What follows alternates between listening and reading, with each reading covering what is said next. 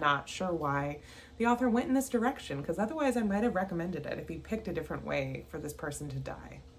Hello, welcome back to my channel. My name is Tina, and this is my October reading wrap-up.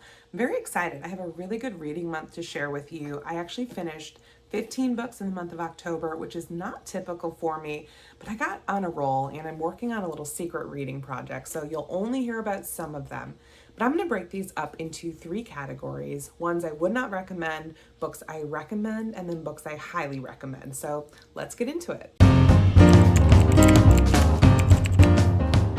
Let's start with the books I would not recommend. Number 1 is Whiteout Conditions by Tariq Shah. And I'm very disappointed. This book, I don't know what made me pick it up. It's super under the radar, and I knew it was about this man who has an obsession with funerals, and he moved away from home. He comes back to his hometown because somebody close to his friend died, and so he wants to go to this person's funeral. And honestly, it was well written. It's only like 115 pages, and I was enjoying a lot of it. The author had a lot of good things to say about toxic masculinity and explorations of grief and going back home after having been away for a while. But then you find out, and I'm not afraid to share this, I guess it spoils it, but you find out that the person that died because of a dog.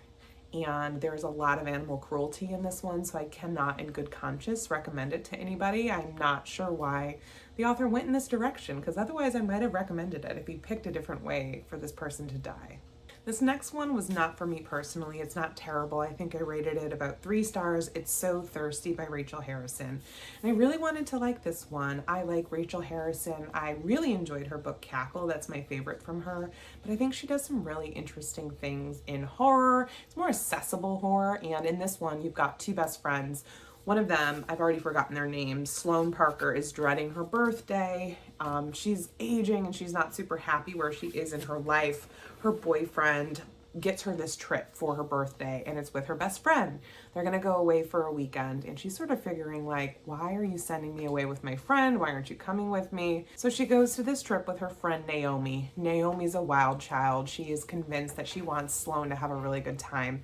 So they agree to go to this party where people are super suspicious and things escalate from there. I'll tell you, as you can probably tell by the cover, the people that they meet up with are vampires. This had a lot of potential. It should have really worked for me. I think for me, the dialogue was pretty silly, and then it got slapstick by the end. It was kind of off the wall. I'm like, no way, even though vampires aren't real, no way would this type of thing happen. So this one just wasn't for me. Next, I'm gonna put this in the don't recommend category. It was fine. It was a book. It's Clean by Alia, Trabucco, Zerán. And this one is a book in translation. It takes place in Chile. And it begins with a very interesting premise. You know that a girl has died. A young girl has died, and the book opens interviewing a houseworker, interviewing the maid that worked within the home and did a little bit of the caretaking with the girl, and they're interviewing her. So you get this narrative the entire time where the maid is going along, talking about her experience within the home, talking about her employers, and then she'll talk to camera and be like, hey, you, are you listening? Am I boring you with all this talk about how to make dinner? Because she's sort of talking to these people that are interviewing her, and you don't exactly know why they're interviewing her yet. You assume it's because it's in connection to the case of what happened to the girl. I liked that. I did the audio. I thought the narration was pretty well done, and I really enjoyed that it explored themes of social class and just the relationship between servants and their employers. It is going to work, I think, for people who like literary fiction. Where it lost me is that I was expecting it to be more thrilling. I was expecting a little bit more mystery, more suspense, and it was just kind of okay. It didn't really do a ton for me. I would give this one about 3.5 stars. All right, now we're in my recommend category, and I'm gonna go, I think, from least favorite to most favorite within the category. If an Egyptian Cannot Speak English by Noor Naga did some really interesting things. It is about a woman who She's an Egyptian American, and in the aftermath of Arab Spring, she moves to Egypt. She has longing for Egypt, even though she has never been there. Her parents grew up there and went to America. She uses her family's connections and gets a job there teaching English. And while she is there, she meets a photographer who is really down on his luck, and the two sort of have this very intense relationship with one another. Why I say I can't recommend this widely. It is pretty violent, content warning for domestic abuse, but more than that, it's literary with a capital L. It's very experimental. It's told in 3 parts. Part 1, each chapter opens with a question, and then that chapter sort of answers said question. Part 2, you get a lot of footnotes talking about Egypt, and then part 3 is definitely different, and it brings it all together. I enjoyed it. It was a trip. It's a short book as well. I think it's about 175 pages or so. I feel like I understand what the author was trying to do, but I also a little bit feel like I'm not smart enough for this book. Overall, I give it about a 3.75. Next is Vladimir by Julia May Jonas. I am very glad I read this one. It was on my radar when it came out. I sort of wrote it off because I was not a fan of the cover, but this one is a interesting novel. It's about this woman who is a professor, and she gets caught up because her husband is also the chair of the department and a professor. He gets accused of having relations with some students. The interesting thing, though, is that he's being accused by former students, and at the time they were, of course, of age, and it wasn't against policy. And so she grapples a lot with the ethics of it. She grapples a lot with, did he do anything wrong? They do have this open marriage, and I think that was an interesting element. So she was dealing with her betrayal, yes, but also dealing with feeling like people were judging her for the choices that they made within their marriage to have an open space. Of course, she didn't want him sleeping with students, but she has a lot to say about that. Then there's this man, Vladimir, who is an adjunct professor. He's new to the department, and he's trying to get a full-time role.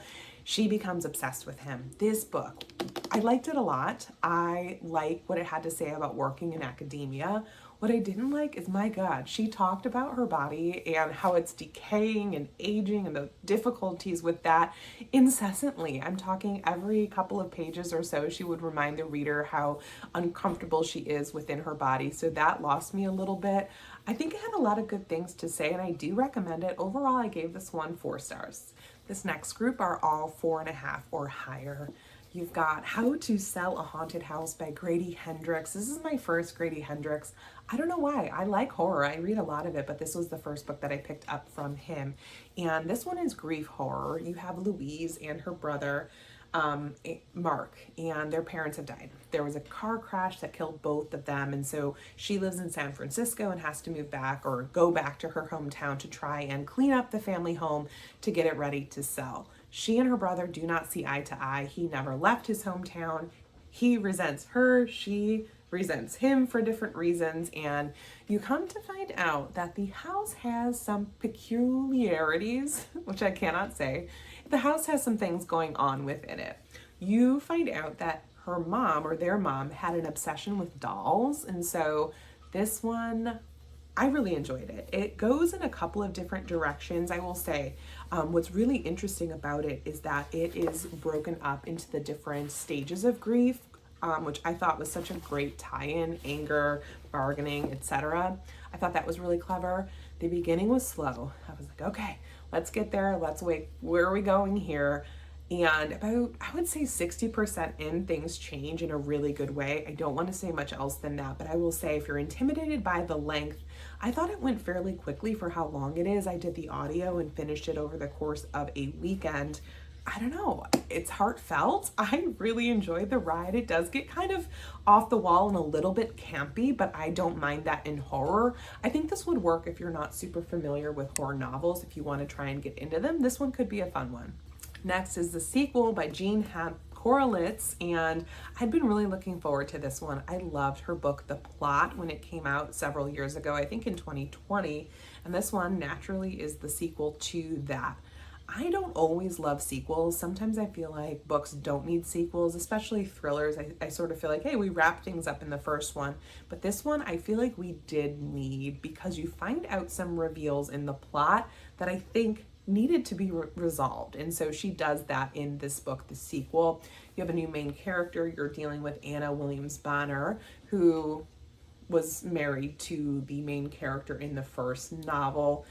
And I will say it will help you. I read the plot, 4 years ago at this point, so I did read a summary to jog my memory to try and remember what it was that they talked about in the plot. But if you like books about authors behaving badly, this is definitely a good one. If you like books that are set in the world of publishing, she does such a good job with painting that picture. I feel like I really got to know the character. If you like women that are behaving badly, I think this one could easily go on the list. I liked it a lot. I gave it 4.5. How Does It Make You Feel? Magda Eckland by Anna Montague is a debut. This one is contemporary fiction, and it's a found family story. It's about this woman, Magda, who is a psychiatrist, and she has this practice with two people that she knew from med school, and they've been working together for years and years. She has this really big birthday coming up. She's turning 70, and so she's not really a birthday person, but her best friend was. And she finds out that her best friend has passed away. And so she finds out that her friend had been planning this big 70th birthday road trip for them to take. And so she decides to take that road trip with her friend's ashes in tow. I really liked this one. I was so shocked by how quickly I got into it. I loved what the author had to say about therapy. I love what the author had to say about grief and friendship and just this kind of growing and what happens in the second half of one's life when they are facing the end and sort of facing and looking back and trying to decide if they're happy with the choices that they made. I liked the road trip. There's a lot of good reveals here. I think this might be a slower build for some, although I will say I read it over the course of a day. I did the audio, and Miranda from Sex and the City narrates, and she did a fantastic job. But I read this pretty quickly. I thought it had a good balance between acknowledging grief, acknowledging some serious things, but also having a little bit of lightheartedness to it. I really enjoyed this book. 4.5 stars. MADWOMAN by Chelsea Bieker. This one is a motherhood story that does some unexpected things. I will say it's not a straight up thriller. I would call this literary suspense, so know that going in. What I mean by literary suspense is that it's a little bit of a slower build. It's not a popcorn thriller where it's like such a fast page turner. You will come to know the characters and their backstory, and it takes a little bit of time to build that up. But it's about this woman, Keough, who has gone to extremes to keep her past a secret. She has been lying her entire life. Well, not her entire life, but she's been lying since her teen years. But she has been lying so hard to the point that her husband and children don't know her real identity. And she's very focused on wellness. She's focused on living this really sort of wholesome life until she gets a letter from a California women's prison that sort of throws everything into disorder. The story then, it builds up to that point, and then it goes back and tells you the story of Keough's childhood. I think the author was really smart to do that. It takes you out of the story a little bit, so that'll give some readers pause, but I really appreciated it. You have to come to know who Keough was before she got to who she is today to really appreciate the story. So it flashes, after you get the backstory, it then flashes between the past and the present, and you sort of figure out, is Keough going to keep her cover? What's going to happen to her? What's going to happen to her family? I was really rooting for her. Now, let me be clear. She is not a likable character. She is a character that's behaving pretty badly and does some questionable things, but I really enjoyed reading this one. 4.5 stars. Another one about a woman who is behaving in a little bit of an unhinged way. You've got Colored Television by Danzy, Senna. I really enjoyed this one as well. It is a dark comedy about love and ambition and about being biracial. And if you like stories about authors, this one is a good one. If you like stories that are set in academia, you will like this as well, because the author has taken a year sabbatical to write her great American novel. The thing is, she has been working on this great American novel for the past 10 years and has not been able to finish it. So then she does finish it, and things don't quite work out as she had hoped, so she goes for a plan B. Her plan B is Hollywood. They live in LA. This book is very LA. I've been there a few times, but I think if you have closer connections to LA, you'll appreciate that. but the character decides to try and work in television, and she sort of strikes up this relationship with this big player in Hollywood, and things go from there. The big player is very interested in having a real writer on his staff. They have a lot to say about what it means to be a biracial person, specifically what it means to be a person that's both black and white. And the author she pushes the envelope. She has a lot of very interesting things to say, specifically about interracial relationships and just, you know, the identity or sort of the struggle between being in between two identities. And I really enjoyed reading this. I couldn't put it down. It's not a thriller, it's contemporary fiction, but I found it to be very fast paced. I gave this one 4.75 stars. It wasn't quite a 5-star. The next one I'm going to tell you about is From Here to the Great Unknown by Lisa Marie Presley and Riley Keough. This is Lisa Marie Presley's memoir. I sort of feel weird rating memoirs, but I really enjoyed this one. This is about her life, and it's about her. It's very short. This one is about 250 pages. I did the audio. The audio is narrated by Riley Keough, who is her daughter, but also Julia Roberts, because this book was published recently, and Lisa Marie Presley is no longer with us. But what the audio does, if you read this, definitely do the audio, because you hear tapes of Lisa Marie talking about her life, and then you hear her daughter reflecting on what her mother said, and then some of the parts are just narrated as though it's Lisa Marie, and that's narrated by Julia Roberts. I thought that was really interesting. You get to hear about growing up at Graceland. You get to hear about her relationship with her mother, her relationship with her first husband, with her children, with Michael Jackson, with drugs, and this is a celebrity memoir. If you like that juiciness, if you like the sort of heartfelt, and I walked away feeling really bad for her and feeling a lot of empathy for her, but it was a very entertaining reading experience. Rest Stop by Nat Cassidy. What on earth? This author, I don't know what's going on in his brain, but this book was nonstop action. It is about a man who works as a bassist in a band, and he's going home. His grandmother is sick, and he has a very complicated relationship with his grandmother, but he's going home to see her. And on the way, he's really dragging his feet. He doesn't want to be there, but he decides to stop and get some snacks, and he sees this rest stop. He goes in there, no one's there, and he's like, all right, well, let me just use the bathroom. And while he's there, he gets stuck in the rest stop bathroom. Someone locks him in from the outside. Couldn't be me. While he's in there, horrors start happening, and I sort of don't want to tell you much more than that. Just know that there are very real monsters in this one, and it's totally messed up. It's extreme horror. It was pretty extreme for me and pretty gruesome. However, what Nat Cassidy does that I think is so flippin' smart is he will give you this like push and pull. It'll be very intense, and then he'll pull back. And like, he had a lot to say about his relationship with being Jewish, and like his relationship with his grandmother. And it's just this interesting dichotomy between getting this character driven story as well as getting this like fast paced action horror story. This is also a novella. It's about 150 pages. You can read this in a day. Highly, highly recommend. I can't wait for anything else that he writes. I told you, this is a long video. I read a lot of books in October.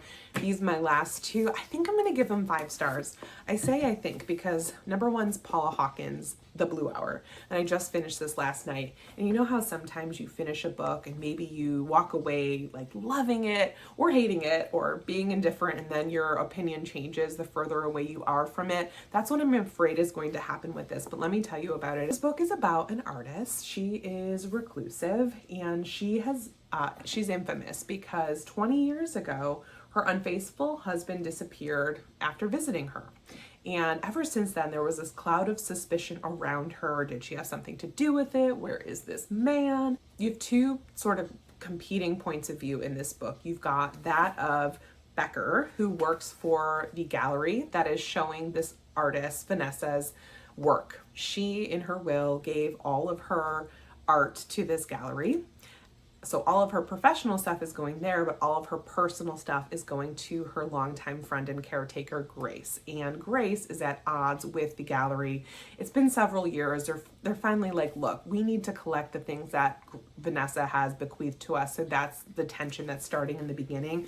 And then you find out that one of her pieces may or may not have a human bone in it. And so that kicks off the story. And it goes around and around. You get to see excerpts from Vanessa's diary. You get to see excerpts from Grace's point of view, from Becker's point of view. And I will admit, this is full literary suspense. So it took me a while to get into it. I'm peeling the onion. I'm figuring out who's who. I'm like, okay, you know, we're on this isolated Scottish island, very atmospheric. Okay, I'm there with you, but like, let's further the plot. About 66% in, things get awesome. You get all of your questions answered. She manages to give you excitement when you're looking at the past, but also in the present because the characters come together. And I could not turn these last pages fast enough. I loved the ending. And I love when that happens. I honestly was thinking this was like maybe 3.5, 4 as I was reading it, but the ending bumped it up to almost a 5-star. If you've read this, let me know. I would love to chat about this with somebody. Finally, the book that I know I am giving 5 stars, it's If We Were Villains by M.L. Rio. This is dark academia, and honestly, I'm sure a lot of you have already read this. I am shocked that I liked it as much as I did. I don't read a lot of Shakespeare or YA, and I think this is a little bit of both. But what worked for me, it is about 7 friends that are at a university, that they're at a prestigious art college, and they're obsessed with Shakespeare. They're all actors, and they are all archetypes of who they are supposed to be. You have the beautiful one, you have the, enigmatic one, you have the one that can fit in anywhere, etc. And each of these 7 has their own personality that comes to play in their art, but also in their real life. And so what I loved about this, and I got hooked from the beginning, it opens with one of the characters being in jail, and he is talking to the detective that put him there. And you find out that he's been in jail for 10 years and the detective didn't believe that he was the one that should be there. And he's basically begging him to tell him what really happened because the detective is retiring. And he's like, look, you can't get charged again. He's about to be released. Just tell me. And so the character agrees to tell him the truth. And so this one is split up into several acts. And you basically go back into what was then present day and figure out what the heck happened. I love this one. This one also has an ending that you'll want to discuss with somebody. I have my own opinions. I don't know how to do this on YouTube, but leave your thoughts in the chat if you've read this. Without spoilers, I can't tell you what I think, but I think the ending is up for interpretation and I'm choosing to believe something. I can't say any more than that. I really loved it. I was so surprised that I loved it so much. I have to go back and annotate because I grabbed this copy after I had read it, I think in print, but I wanted a copy for my shelves. That's it. That's my October wrap up. I mean, it was quite a month, one of the best reading months I've had in a really long time. In the comments, let me know, what is your favorite book that you read in October? Have you read any of the books that I've read? Did you like them? Did you not? Let's chat. I would love to hear what you have to say. Thanks so much for being here and we'll see you next time.